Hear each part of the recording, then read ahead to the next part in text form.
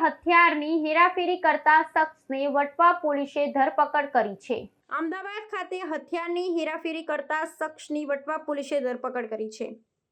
મહિને માંડ 15 થી 20 હજાર રૂપિયા કમાનારા યુવક હુસૈન ઉર્ફે શૂટર શેખે રાતોરાત લખપતિ બનવા માટે હથિયારની હેરાફેરીનું કામ શરૂ કર્યું। શોર્ટકટમાં વધુ પૈસા કમાવા માટે ડ્રાઈવરે ગુનાખોરીનો રસ્તો અપનાવ્યો, પરંતુ પહેલી જ ટ્રીપમાં તે પોલીસના હાથે પકડાઈ ગયો। મહારાષ્ટ્રથી હથિયાર લાવી તે ગુજરાતમાં ગ્રાહકને પહોંચાડી તે પહેલા જ પકડાઈ જતા પોલીસે જેલ ભેગો કર્યો છે। વટવા પોલીસે બાતમીના આધારે એસપી રિંગ રોડ પર રોપડા પાસેથી આ યુવકની ધરપકડ કરી છે।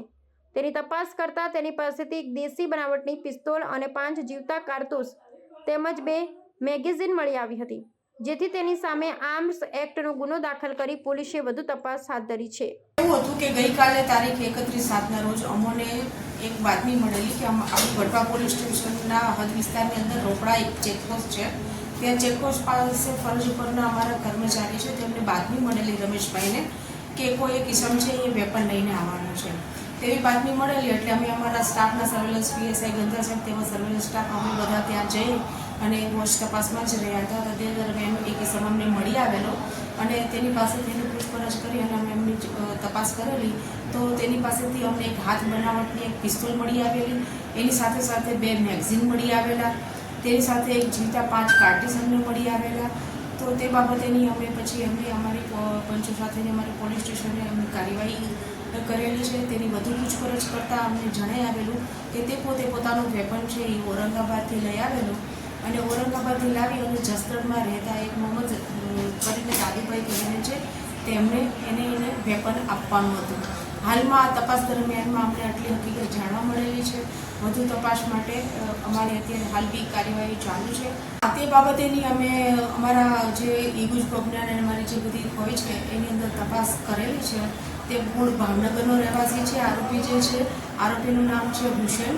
એ હુસૈન બાબતેની તપાસ કરી તો હાલ એના ઉપર કોઈ ગુના દાખલ થયેલા નથી, એને ખબર નથી। એમાં ઔરંગાબાદમાં રહેતા એનો ભાઈબંધ છે જેનું નામ છે શાહરૂખ। એ શાહરૂખે એને એવું વેપન આપેલી અને કીધેલું કે તારે આ જગ્યાએ જઈ અને આ વેપન તારે આપી દેવાનું છે, ત્યાં તું ઉતરીશ એટલે તને એક ફોન આવશે, એ ફોન છે એમાં આપી દેવાનું છે। આ વેપન ક્યાંથી લાવ્યો છે, કેવી રીતે લાવ્યો છે, કેટલા રૂપિયામાં લાવ્યો છે એ હજુ એ આરોપીએ છે એને પોતે કોઈ જાતની ખબર નથી।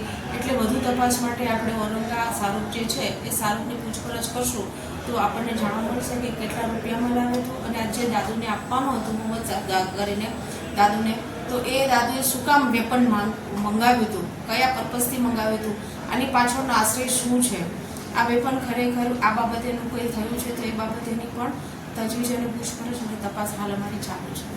આ પૈસા ડિલિવરી માટેના એને પૈસા ઓલરેડી 3000 રૂપિયા એને આપી દીધા હતા અને આ જો વેપનની ડિલિવરી કરે ત્યારબાદ એને 7000 આપવાના હતા તેવું તેને જણાવેલું છે। આ આરોપી છે હુસૈન કરીને છે, જે હુસૈન અબ્દુલ શેખ, એ મૂળ ભાવનગરનો રહેવાસી છે। એ 8-9 મહિના પહેલાં છે એ ત્યાં ઔરંગાબાદ રહેવા માટે ગયેલો છે એની પત્ની સાથે, પરિવાર સાથે, અને ત્યાં એ બધું જે સ્ક્રેપનો જે ધંધો કરે છે ત્યાં એનું મોહમ્મદભાઈ કરીને એની સાથે ત્યાં ડ્રાઇવિંગનો ધંધો કરે છે। પછી જે આ શાહરૂખ જે છે ત્યાં એની બાજુમાં કોઈ સીટ કવરની દુકાન છે ત્યાં એ કામ કરતો હતો અને બધા આજુબાજુમાં સાથે બેસવાવાળા ઉઠવા બેસવાવાળા 2 મિત્ર વર્તુળમાં છે જેથી એકબીજાના સંપર્કમાં છે। એવું અત્યારે તો હાલમાં કોઈ જાણવા મળેલું નથી। એ પોતે ત્યાં ઔરંગાબાદમાં બી જે છે એ ઔરંગાબાદની અંદર પણ એ ડ્રાઇવિંગનો ધંધો કરે છે, એનો જે શેડ છે જે સ્ક્રેપનો ધંધો કરે છે તેની એ ગાડી ચલાવવાનું એ ડ્રાઇવિંગ તરીકેનું કામ કરે છે।